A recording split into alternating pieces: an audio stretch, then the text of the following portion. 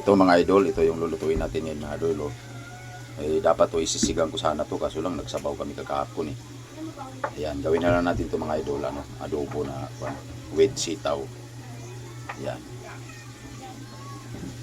Ganun na lang ang gawin natin. With sitaw na lang, with sitaw.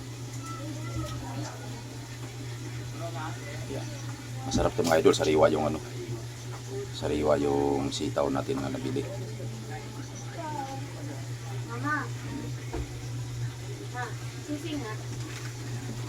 Okay, thank you mga idol.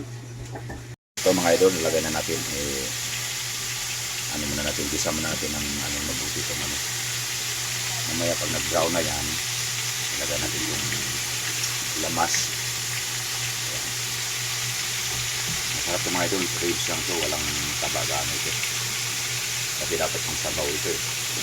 So, gawin na natin adobo na may sitaw. Idol, halo-haloin muna natin para pantay ang luto.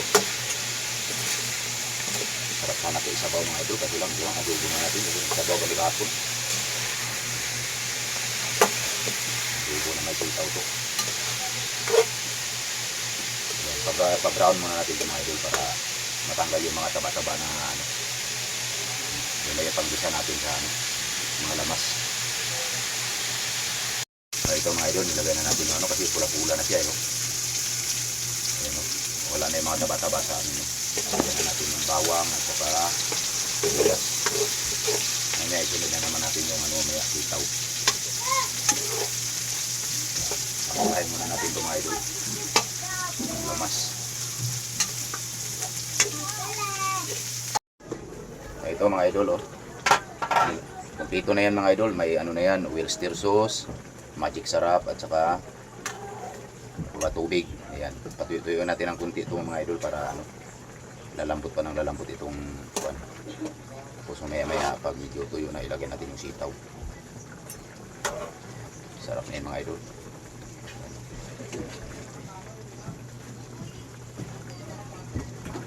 Sitaw. Medyo kumunti na yung sabaw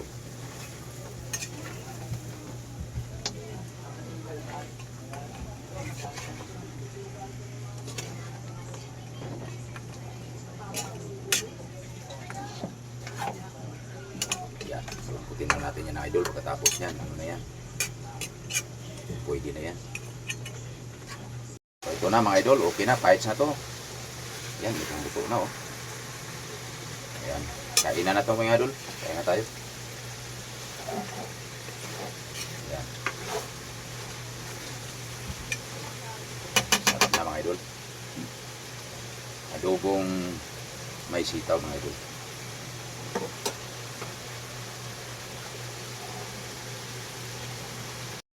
Ito na mga idol, ito na yung finished products natin mga idol. Sarap po. Ayan, lantakan na natin ito mamaya-maya mga idol. Ayan.